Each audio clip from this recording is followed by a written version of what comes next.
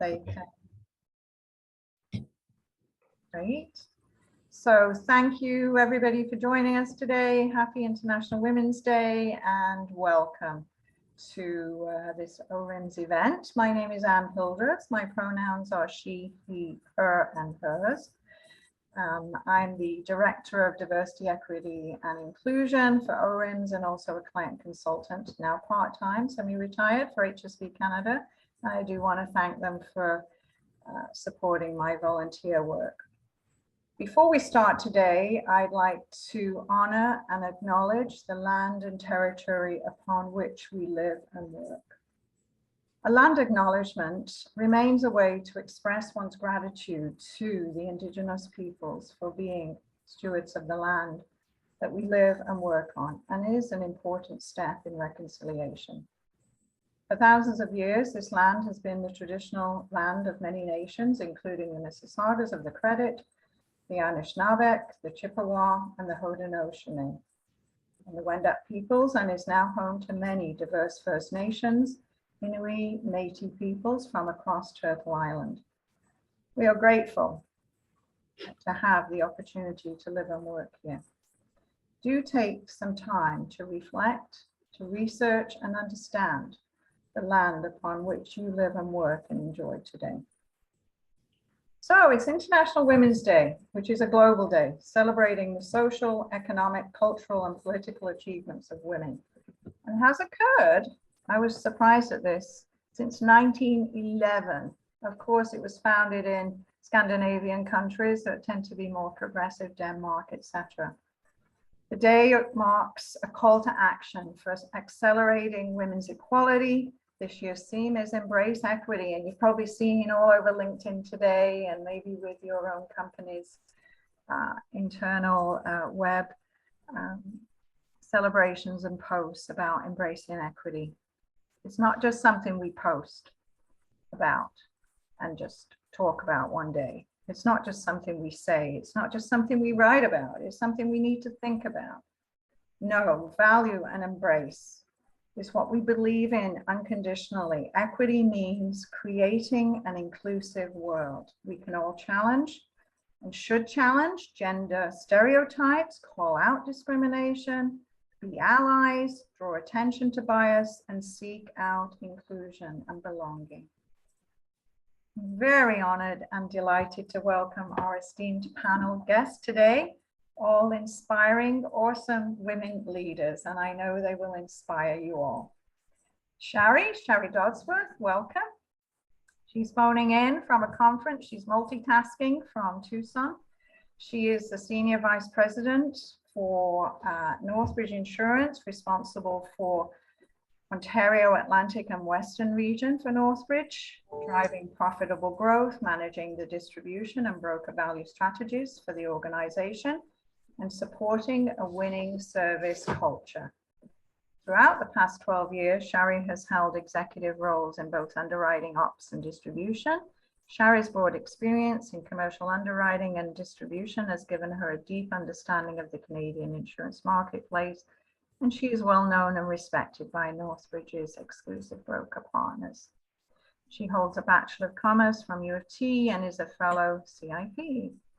Shari is a strong supporter of several charities in particular, and something we'll talk about more today is that she is the Canadian chair for the Insurance Supper Club, which you may not have heard of, but we will talk about it later, and is a board member for Thrive Youth and sits on the Relay for Life Committee for WIC. Welcome, Shari. Thanks for being here. Nancy Dorville is a well-rounded professional who possesses nearly 20 years of experience in the insurance industry. She graduated from McGill with a mechanical engineering degree, and her insurance career began with an engineering-based insurer as a field loss prevention consultant. She is currently the Canadian head of property at Allianz Global Corporate and Specialty. Although her role focuses on attaining profitable growth for the line of business, she is passionate about DE&I. She was a founding member of the North American Inclusion, Diversity and Belonging Steering Committee Nancy's voice and support of this very important initiative continues to help drive the message forward for AGCS in Canada and around the world. Thanks for joining us. Welcome, Nancy. Alice Kiang is an independent corporate director. She's actually on the board for my firm, HSB Canada. She was named top 100 global insurance executive in 2019 and 2022, Insurance Canada Woman of Distinction in 2021, and Elite Woman in 2020. Alice is a seasoned senior executive with public and private sector experience in Canada and abroad in diverse industries, including insurance, banking, digital health services, transportation, manufacturing, distribution, and she's recognized for innovative business model transformations by leveraging the power of digital technology and advanced analytics. Thanks for joining us, Alice. Welcome. Thank you. Last but not least, Erin has more than 25 years of insurance and financial institution experience and brings a balance of experience as an insurance broker and roles as a global insurance risk manager for multinational financial institutions and real estate organizations.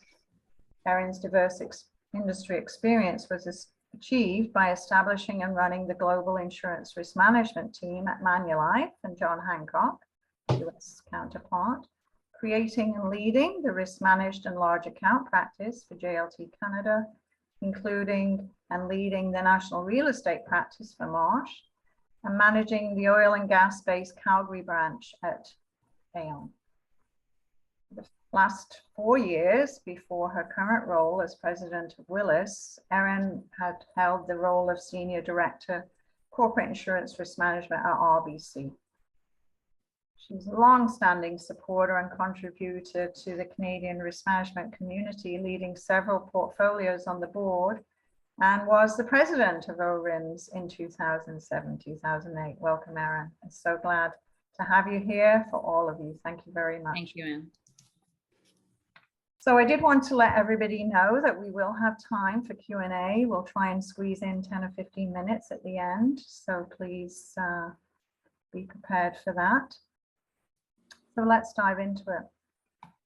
Multiple studies, Mercer, Deloitte, McKinsey, Lean In Org are all consistently clear.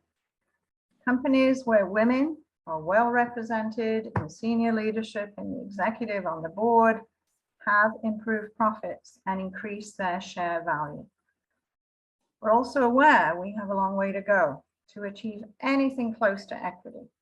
Women still dominate those entry-level positions, the pink ghetto, as they call it, horribly, but are still very dramatically underrepresented in leadership and executive positions. Representation shrinks even further for members of the BIPOC community. We've all seen our male colleagues be tapped on the shoulder. We've seen it, we've all seen it. Whilst our female colleagues are still seeking answers to the question, what do I need to do to get promoted? With no reasonable answers. We've all seen this.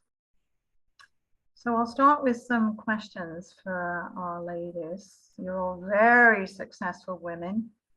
Tell us, in your own words, why you think this day, International Women's Day, this focus is important to you. And Erin, let me start with you, please. Well, I think you said it really well, Anne. I think, two things can be true at the same time. And I think it's really important that we celebrate a day like today to recognize and celebrate ourselves and the work that we've done and what we have achieved as women and what our allies have supported us in achieving. It's also really important to celebrate the women who came before us and recognize that their path was so much more challenging than what our path currently is. And that's saying a lot because it's still really challenging. And I think too, it's also really important to take the time that to recognize that we still have so very far to go, right? And to to own that and to articulate that and to take action around it as women and allies who want to see something better. Action, keyword. Thanks, Erin. Alice? I would definitely echo what Erin just said. This is really a day to celebrate the progress that has been made and also to reflect upon that really more still needed to be done. And similar to what Erin had pointed out is that, you know, most of us, we got a seat at the table. That was because there were other women before us that actually did all the heavy lifting, so that the barriers are removed and they are broken down, and we got a chance to be successful. They have lifted us up. So this is a day to celebrate and to remember them. And this is a day I will celebrate women like Bernice Redmond, who's the first Black nurse practicing nursing in Canada. She's Canadian, but she had to go to the States to get an education, but she came back and practiced, you know, in the public health. And women like Viola Desmond, you know, we all know about Rosa Parks and her impact on segregation in the US. But what about Viola? I mean, Viola, 9 years before Rosa Parks, she stood up against segregation in Nova Scotia by refusing to leave the white-only section of a theater, right? So these are women trailblazers and pioneers that we should honor, and we should remind ourselves that things were a lot more difficult then. So they have lifted us up, and we need to continue and pay forward to do it with other people. And we need to remind ourselves that today, there are still girls who wouldn't even be allowed to go to school. And then women who are subjugated to all kinds of unreasonable demands. So this is a day to reflect on that and say, what can we do to contribute and help others? Well said. Thank you, Alice. Shari? Thanks, Anne, and thanks for having me. I'm so honored to share today International Women's Day with all of you, and what a pleasure it is to be here. I agree, it really is a day of reflection of the past, the present, and the future.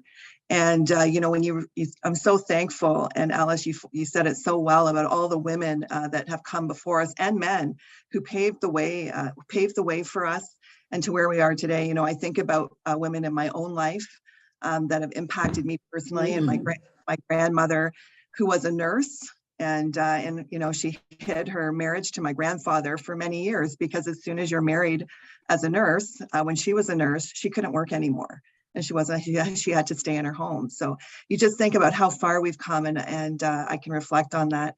And Anne, you talked about the present, and you know, 65% of insurance workforce in Canada is women. And yet only 30% hold executive roles. And so, you know, reflecting on that, you know, we've come so far, but there is so far to go. And Erin, you talked about the future and the impact that we can all make. And really, you know, the good brings good, goodwill brings goodwill, and having inclusive and informative sessions like this, where we can think about how we can take action and make changes, I think is so important today. Thank you. Thank you very much. Nancy? So I can only agree with everything shared by my esteemed panelists. And today is an amazing day. Specifically at Allianz, we have actually named a female North American CEO. So this is great news and very, very on point for International Women's Day today. So I think that, you know, as much as you look at the inroads that we've done, it's still very clear that there is underrepresentation of women, and especially racialized women in leadership and executive levels. I think that our voices and our issues still tend to be overlooked and not addressed with the urgency that they need. I think that despite the fact that the Pay Equity Act was established many decades ago, we're still a long way to equality. Right? If you're looking at women and racialized women, we're still getting paid 86 to 67 cents on a dollar, which, you know, this is very staggering. So I think a day like today is important, not only for us to discuss these disparities, but also to uplift and support each other, just like my panelists said, right?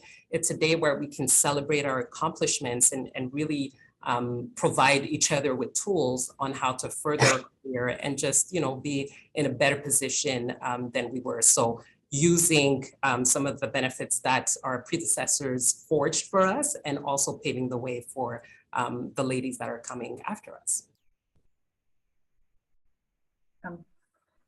So I think reflecting upon that as women, and I think we would all agree, we take it all on, right? Family, volunteer work.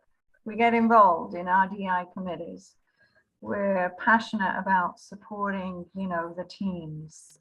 We do volunteer work. We find it challenging to say no. Are we doing ourselves a favor in this regard?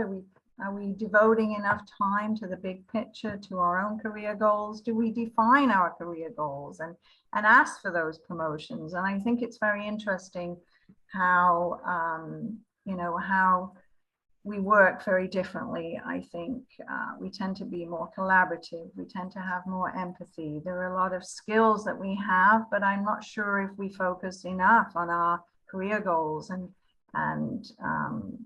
getting there. I wonder if you would maybe comment on that. Maybe Nancy, I'll start with you this time. If you would. Sure, absolutely. That. Yeah. So I think that a lot of us women are doers, right? We are often at the forefront of change. We are leaders in that sense. And sometimes we may lead from a position of, well, if I don't do it, nobody else will. Or if I don't do it, I don't get involved, it's not going to be done properly. So while I think that it's important to consider these extracurricular activities, they allow for cross-pollination, they allow you to be exposed to different departments, perhaps different levels of the organization. I think it's important to be selective with these opportunities and focus on those that highlight your interests and can further your career, right? I think that before getting into or jumping into something, you have to look, okay, so what does my plate look like right now? Mm-hmm. What am I dealing with? What is my bandwidth? And then when you're considering to add something new, you have to consider how much more is it going to add on my plate? And then you also have to build a strong team that you trust. So if there is another opportunity that comes your way that you'd like to explore, then you have to delegate, right? And share some of the load with your colleagues and with your team so that you can take on that additional responsibility. And then if you're doing the assessment and you're finding that you either have no interest or you have no bandwidth, we have to remember that no is a complete sentence. Just say no. You do not have to be, provide extensive explanation and justification as to why you're declining something. Feel guilty. Yeah. Absolutely. If right now is not the right time, you can certainly say, this is not a good moment for me. I'll consider it maybe in a couple of months or maybe next year, or simply this is not of interest to me. And I think that we sometimes fold and bend ourselves to make something work just because it's going to look good. But if you have no interest, it's just not going to be done properly. So I think, just be honest with yourself, look at the opportunity for what it is. Is it really pushing me and pointing me in the direction that I'd like to go? And if not, just decline it. Absolutely. Well said.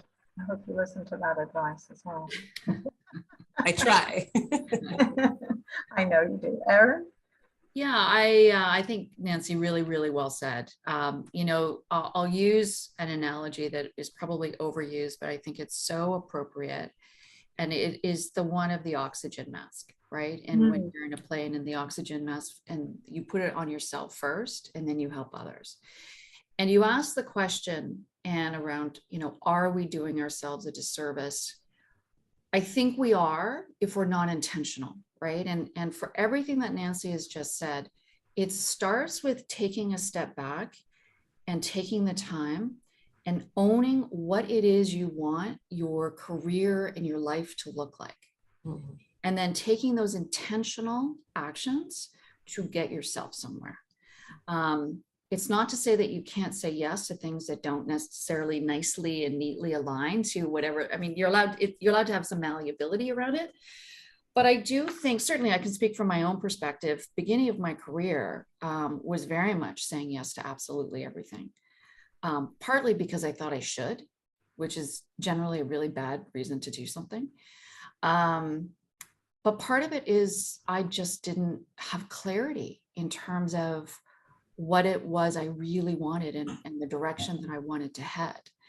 And so when I got to that point in my career where I started to get a very good sense of not only what I wanted it to look like, but what I wanted it to feel like, and what it afforded me other experiences in my life, it made it a whole lot easier to be able to say yes and no to things in a very intentional way.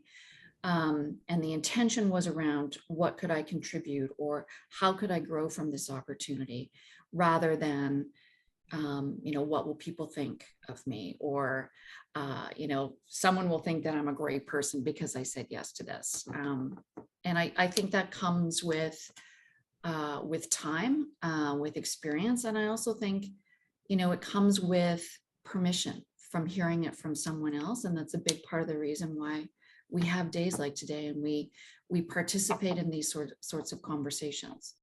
On occasion, you need to hear from someone else. It's okay to choose you. Sorry. I have so much to add, and it's so similar to what Nancy and Erin said, but it really is for me. I think you think of an oxygen mask. I think of a coin. There's two sides to a coin, right? There's the internal side and the external side. And internally, you really need to know your skill sets. And for me, it's really understanding what my strengths have been throughout my career and leaning into my strengths. So if someone asked me to do something that is clearly not a strength of mine, I would say, I would learn to say no. And probably, Erin, like you, I said yes to everything in the beginning. And the other thing I would say, just for women who focus on D&I, it is so important. And I thank all of us who do that. And for things like today, and for all on the phone who focus on D&I, because it's the way of that we are going to bring the younger generation in. They're going to all want to work for companies who have those strategies in place. And hopefully, and we all will start getting thanked for that. And then I would say the other side of that coin is really, putting your hand up, sitting at the table, using your voice. And those are hard things to do. And I, in my own career, I met resistance, barriers from that for sure.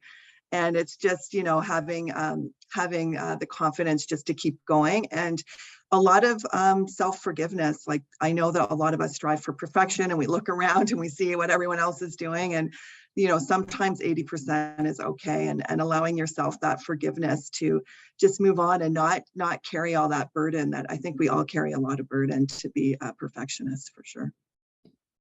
Alice? Well, I have a confession to make. I cannot pass up a good project. Every time there's an idea at the workplace or my friends, you will see my hands go up. Yes, pick me, please. I think it is important, as my esteemed colleagues have pointed out, that to be very intentional, to say exactly what you would like to achieve. And I think that's very important. The take that I have, and then I challenge organization and society at large, is about how to create conditions so that we women could choose. We could choose, and we could take on as much as we want. So what does that mean? It means access to equal opportunity, access to things like, quality and low cost childcare, quality and low cost elderly care, access to parental leave, and mental health benefits, in our benefit program. All those are important things to help us so that we could make those decisions. So we don't have to run faster, work harder, just so that we can take on all those things that we find interesting. So there needs to be systemic effort to make it as easy and as equal, and make it, make our lives smoother so that we could take on a lot. Sure, Alice, and while you're there, stay there. you know, the road to being a corporate director, I'm sure has been a long one for you, and you've had such a diverse and strong and interesting career. Would you talk some more about that journey? And I mean, it's very impressive, and we'd love to hear more about that. Oh, thank you. And on the board governance, first of all, I think we should understand that a good board governance practices requires that board will continuously evaluate its performance. Are we still effective? And is there a good mix of competencies, skills, perspective, and experience, both in terms of depth and also in terms of breadth? And so it's no longer like in the days not that long ago that Not that you long know ago. not that long ago that you stack the board with the buddies of the chair or maybe the buddies of the CEO. So the question about how do you prepare yourself is that the question to ask is that what could I bring that is unique to the table? What kind of skill and what kind of experience that I could bring to that table, and so to earn that seat. And so then how do you prepare for that? And that really goes back to your corporate career. How do we focus to make sure that we have the type of experiences and the skills and qualification, like the feathers on your cap, so to speak, that would allow us to progress in our career. So for me, that planning is really like playing with Lego blocks. And it's about having a vision of what am I building? And am I building a farm with a silo and a barn, or am I building a high rise? So what is that end state that I want to build? And so each time I pick up a Lego block, I accept a challenge, whether it's an assignment or whether it's a special project or initiative. Does it really add to that vision? Does it help me to build that villa, that castle that I have in mind for myself as the end state? Each block should really be, building on the previous one. So it's not about job titles. It's about how do you, what is that vision and how to get there. But to get there, for me, there are two important ingredients. One is passion. You got to love what you do. And if you wake up and you feel that, you're dragging your feet, well, then you need to do something about that. So the second one is about having an open mindset. And what that means is to embrace change, to step out of your comfort zone. I know it's very easy to stay in the same sandbox because I know everything, I'm the best at it, but we need to embrace change. I'm going to digress for a moment to talk about a little book that I came across, and I'm dating myself, in the early 90s. It's called Who Moved My Cheese? So without giving away the whole book, it's about a bunch of mice in this maze, and there are these cheese stations.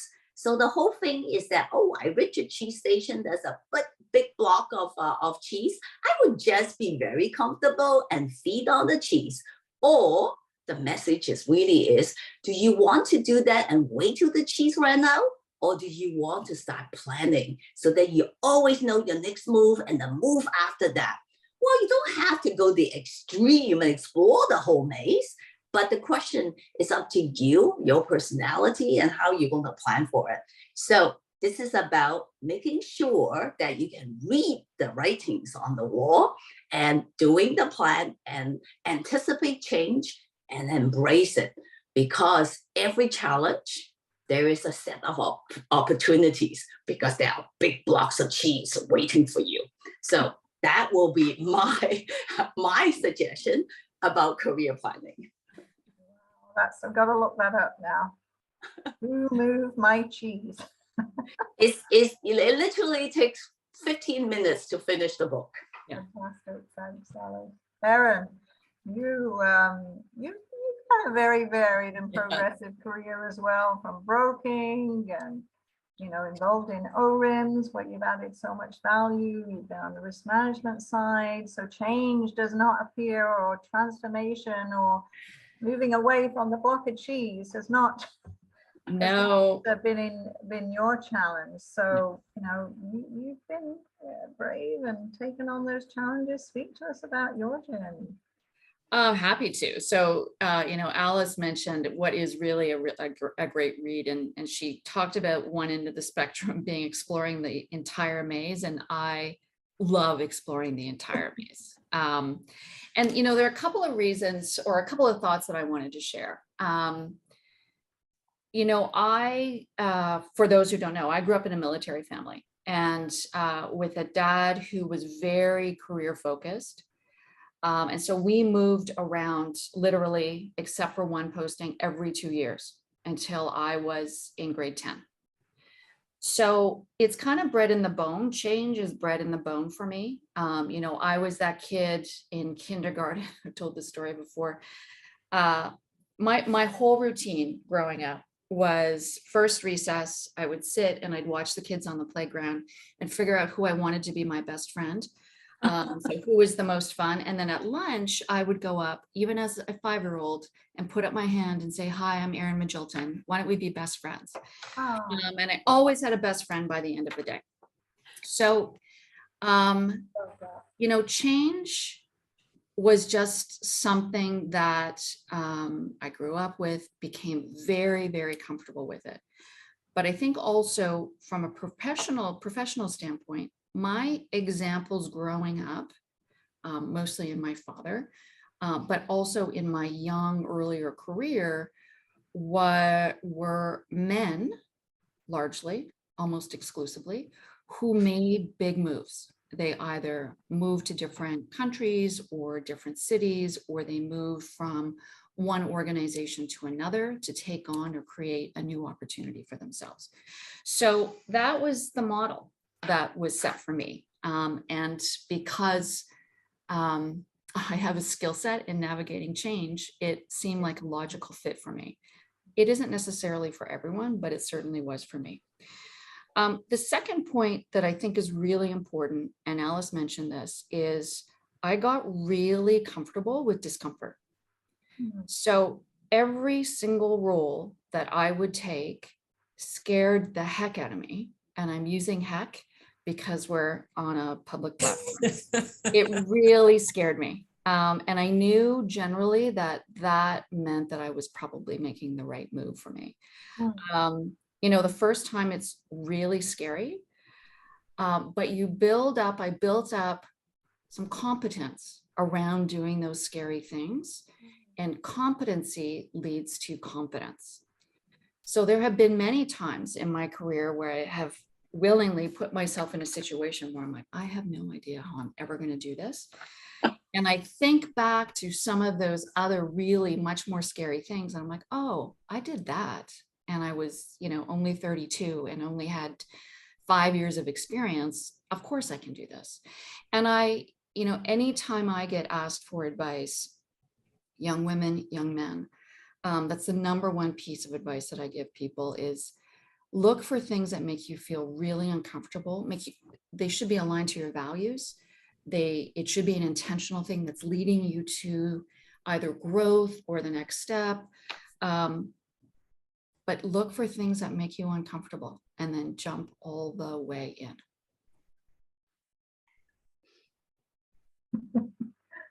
That's amazing, Shari.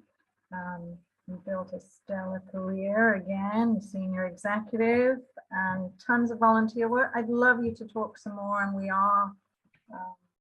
could talk all day, I know. It's 1:35 already, but please talk to us about the Insurance Supper Club. I don't think it's that well known. Certainly, I only became aware of it last year, and it's phenomenal for accelerating and leveraging women in their careers. Perhaps talk to us some more about your role as chair of that in Canada, please. Okay, thanks, Anne. Yeah, the Insurance Supper Club, or we're now called ISC because we're so much more than a supper club, started in the UK in 2008, just as executive women getting together, looking around and seeing that women, there are not a lot of women in senior roles in insurance. and started a supper club to think about what we could do to bring more young women and have more women move up into our companies and our brokerages. And so that from that seed, they started having aspire group, so women who aspire to be in executive roles. And then they formed a nonprofit organization, the only nonprofit in the world that's just focused for women in insurance. And so a lot of the programming that we have now as well with what we learned in the pandemic with video conferencing like we're on today. We can be virtual.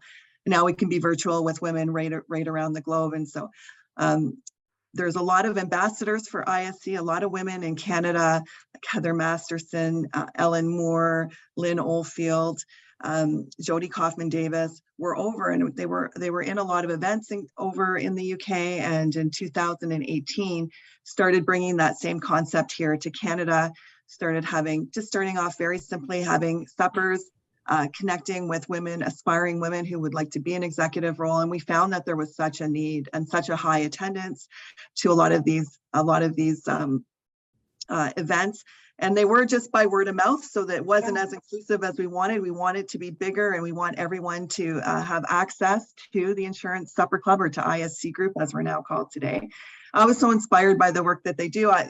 Jodie Kaufman-Davis moved to the US. She was the chair. She founded it here in Canada. And I took it over as chair in 2020. And, we are over 7,000 members in the world. And, we are 1,700 members here in Canada. And one of the things, we have a very great membership hub with tons of material, ways for women to connect, have coffees with anyone in the world.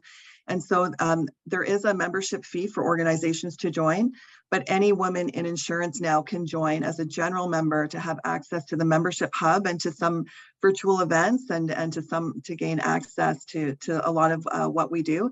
So if anyone is interested, you can just reach out to me on LinkedIn, and we'd be happy to connect you into ISC. But it really is an inspiring. We do a lot of work. All of our events are very inclusive, especially our networking events. And the number one goal of ISC is really simply that, is to have more women in executive roles and have equal representation. Exactly what we're talking about today. Thank you for all that work you do, and perhaps you can share the website in the chat bar. That would be awesome. Okay. Yeah, that's a good challenge for me. Yeah, I will try to do. We'll do it later. Thank you so much. And Nancy, you've done it all. I mean, you've made those moving out of your comfort area, as well as we've all seemed to be, talking about today. It's a recurring theme, sort of getting out of your comfort zone, moving from engineer over to underwriting, and, even graduating with a mechanical degree, engineering degree, getting into insurance in the first place, and being in an area that's, again, male dominated. And you've had a fantastic, still having a fantastic, with room to grow. And perhaps talk about some of your strategies you've employed to help build your career and stepping into that area of discomfort. Right. So I love that you use the word strategy, because I can be transparent. We're amongst friends. I had no strategy. I think that, if I'm being truthful, I stumbled into the opportunities that I've had. So if I kind of look at my overall journey, I never considered insurance as an industry. I didn't grow up dreaming about getting into insurance. I had no idea about insurance. So as you said, I graduated from mechanical engineering. I was in Montreal considering changing different city. And a friend of the family told me about risk engineering. And I had no idea what that was. And I just considered. I'm like, let me just check it out and see what it entails. So I did. And then once I started in engineering, I never considered to go onto the business side. But as I was getting more experience and working closer with underwriters, I became a little bit more curious in terms of, okay, well, what is it that you do, and how do you use what I'm providing you with to make your decisions, and so on. And then when an opportunity for an underwriting position became available, I rose my hand and I got into this position. changed company. I got exposed to multinational. I was very interested in multinational. So when an opportunity to manage the international portfolio for Canada, all lines of business came about, again, I indicated that I was interested and got into this position. And then now as a corporate property, head of corporate property for Allianz. So along the way, I have met fantastic people that were in some instances able to see opportunities that I hadn't even seen for myself. But because I kept those relationships and I was open about wanting to discover more, when these things came about, they had me in mind because we had had those conversations, right? So as much as I didn't have a strategy, I think that looking back, there's a couple of items that have helped in positioning me in where I am. Which number one, I think it has to be about developing a plan and communicating it. So even if you don't know specifically what position you want to be in, know your interests. What do you like? What do you dislike? What are your strengths? And what would you like to explore more? And discuss this, right? Discuss it with not only your direct leader, but people in your network as well. Because as I said, if they come across opportunities, because you have communicated that, they will have you in mind, and then they can say, hey, I saw this position, maybe you should consider it, right? So advocate for yourself and really communicate what it is that you want. A second aspect, and I think Erin unpacked it beautifully, it is the whole idea of going for it and doing it scared. I literally like copy paste what Erin said because it's on point. It is perfect. There are so many statistics that indicate how women won't even consider a position if they don't have 100% of the qualification. Meanwhile, our male counterparts, even if they have less than 60, they'll be like, yeah, sure, I can do this. So I think it's really the notion of doing it scared. There is growth in discomfort. And even if you don't have it all figured out, you'll have it figured out. So just go for it, right? And that leads me to the third point of being confident. I think when you get into a stretch position, a stretch opportunity, it's very easy to have imposter syndrome. It's easy to have the voices in the back of your head telling you that you can't do this. But if you are entrusted with the role, with the opportunity, it's because you're capable of doing it. So you have to find a way to quiet those voices down, whether it's therapy, meditation, prayer, journaling, whatever works, right? But really forging ahead, because as I said, you were entrusted with the responsibility, so you can do it. So I think, going about it with this way is what helps in navigating change and in really opening yourself up for different areas. Our industry is so wide. You can do so many different things. You can reinvent yourself in so many different ways. You just have to have the guts to do it and go for it. Thank you very much, Nancy. We've only got a couple of minutes left before I open it up for questions. So perhaps just a minute each. Maybe your best advice, perhaps talk about growing importance of flexibility in our industry.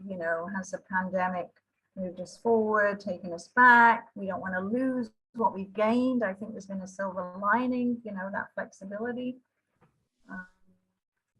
We've seen some global leaders, Jacinda Ardern comes to mind, that, have taken on way too much and suddenly said, I'm burning out. I can't do this anymore. I'm exiting stage left. So perhaps a minute on whatever you think is a great way to finish, whether it's your best advice or any comments in that regard.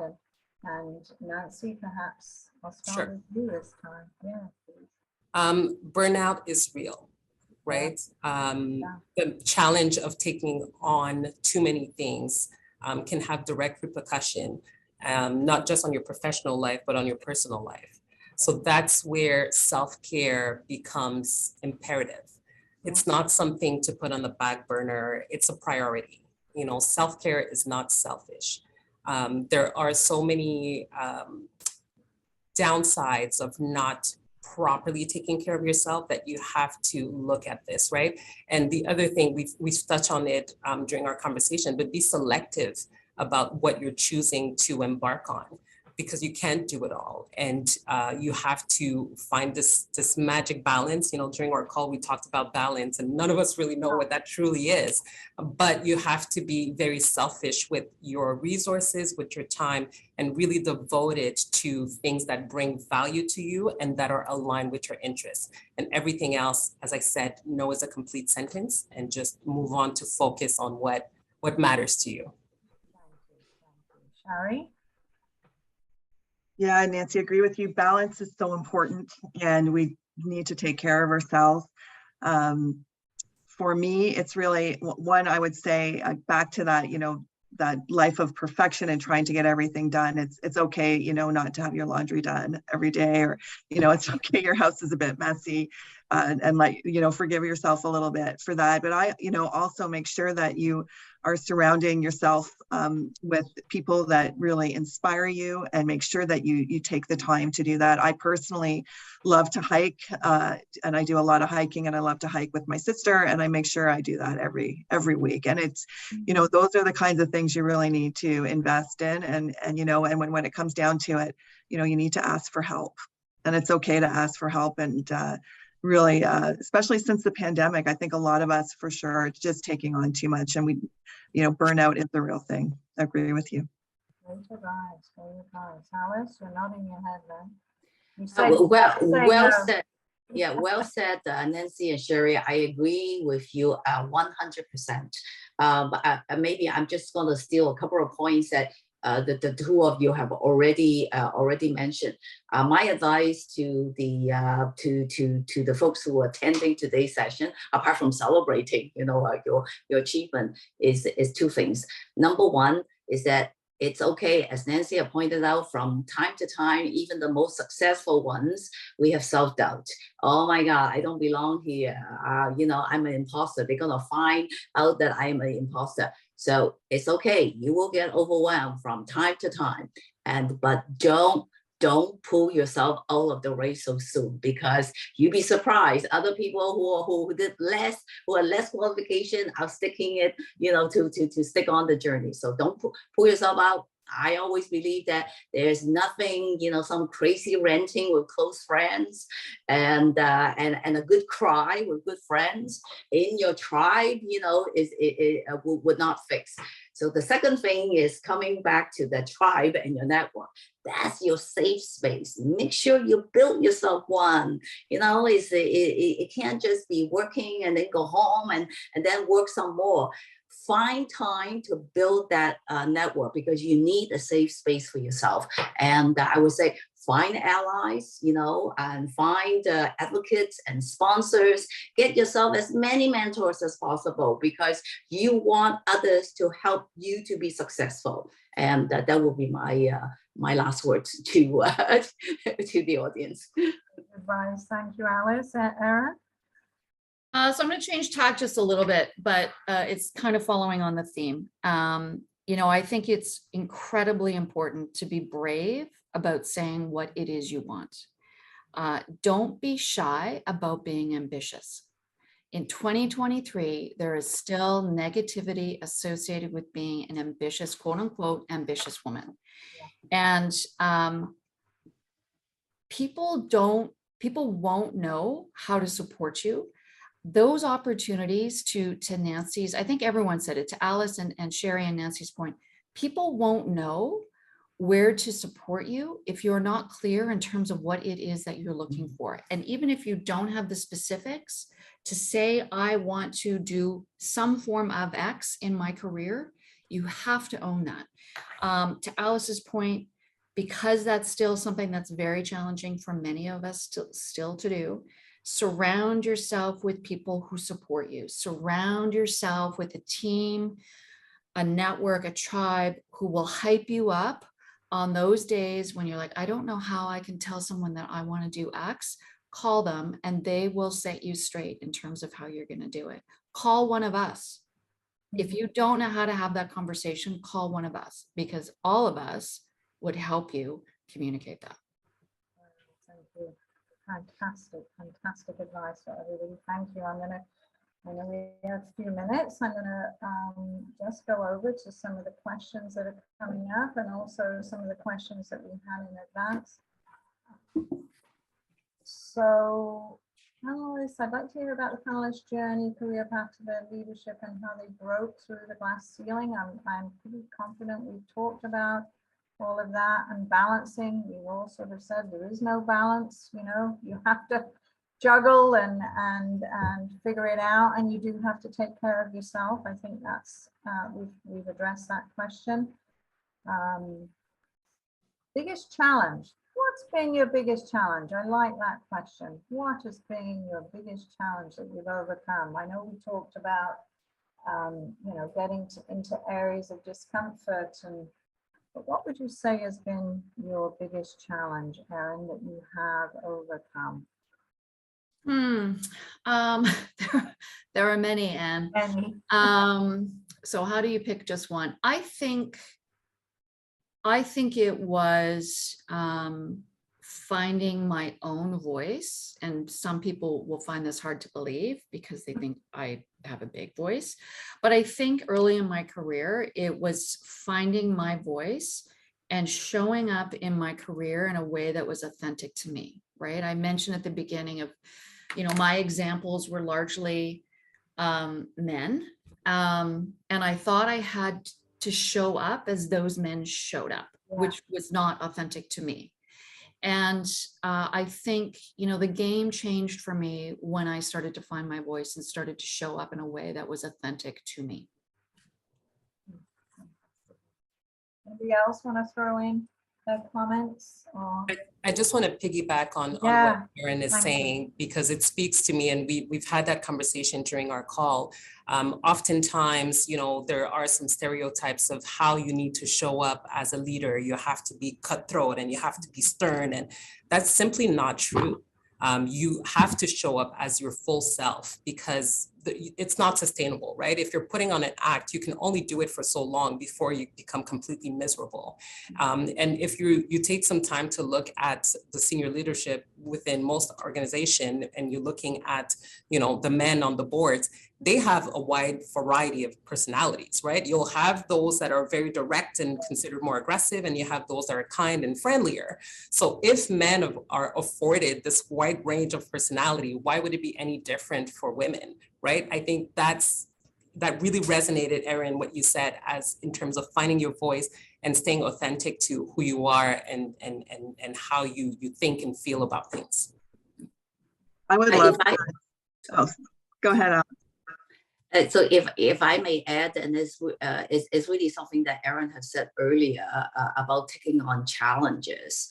I've actually worked twice at Air Canada, and the second time that I returned, the CEO had asked me to be the CIO. I was never the CIO. I was always on the business side, and I thought, he's crazy. Why would I want to be a CIO? He said, well, I want you to be the CIO because you were always so critical of technology. You thought that they were doing a terrible job. So put the money where your mouth is. And I go, oh my goodness, well, he has the confidence. So maybe if I dropped the ball and I didn't do a good job, I could blame it on him. So sometimes, you know, you'll be surprised at other people that could see your potential that you don't see yourself. So just be ready to embrace that ambiguity and embrace the challenge. You will surprise yourself. Very quickly. You know, I was going to just add on to what Erin and Nancy were saying about finding your voice and being your authentic self. And I found that very challenging because very hard to get your voice on the table, especially if you're at a table with a lot of men, because your voice is not as loud. And I always wondered, you know, why would they say the exact same thing that I said? And then people go, oh yeah, that sounds good. And so, you know, I spend a lot of time investing in communication and influencing skills. And I think it is really worthwhile. And, you know, because now I can get myself on the table and be my authentic self too. But I know it's challenging and it's very hard and to do, and because there are still barriers to the way we communicate.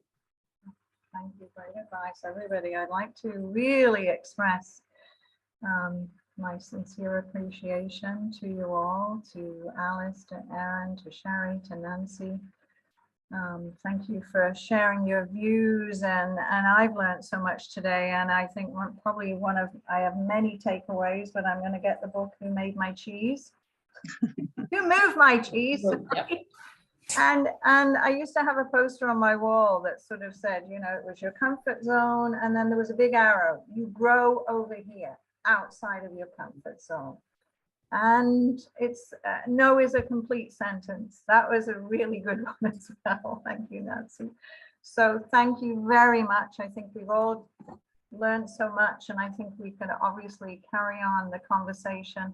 I do want to say on behalf of our membership, we will be making a donation in honor of our guest panelists to CAMH, to WIC, to the Wood Green Red Door Family Shelter and the Jean Augustine Center. So, you know, these were charities that our lady guests nominated, and we'd be honored to do that on their behalf. Next on the ORIMS calendar, our next ORIMS book club actually meets virtually on March 21st, and we are going to carry on this conversation about International Women's Day and Career Accelerating Secrets for Women Leaders. A book that we're reading is called I Wish I'd Known This. If you're interested in joining that book club, please reach out to me. Live and in person on March 29th is our next big event. We're presenting State of the Insurance Market at the Wine Academy with Brian Parsons from VFL and Robert Marsh from Liberty Mutual. That's exciting, coming up. There's limited space because it is in person, which is exciting. Risk World, the annual Global Risk and Insurance Management Conference, is being held in Atlanta this year. April 30th to May 3rd. We didn't get the opportunity to answer all of the questions. There's been some lovely comments in the chat about asking people to be their mentors, thanking everybody, wishing everybody a happy International Women's Day. I was so honored to have you all as our panelists today. I think it's been absolutely fabulous. And want to thank all of our attendees for joining us today. I hope that you enjoyed it, that you gained some knowledge from today, and you'll put that into practice, and you will support your fellow colleagues, that you will support your friends, you will support everybody. Maybe join the ISC club. Shari's posted those details. I think that's a fabulous way for us to keep on learning and growing and supporting each other. Last of all, I do want to say we're in Canada. We're very privileged. I think Alice said it right at the beginning. There are women in this world who still cannot even have an education. So let's celebrate what we have in Canada. Sure, we have a long way to go, but we're very fortunate as well. So please, support women businesses, support charities that are close to your heart to enhance the future for girls and women. And again, thank you so much. Thank you to Jane Zika, our webmaster, who hosted all of this for us and got us through all the technical challenges. And thank you again to all our guest panelists today. And I think we're right spot on the money at 2 o'clock. Thanks, and have a wonderful day. Thank you. Thank you very much. Thank you, Anne. Take care. Take care.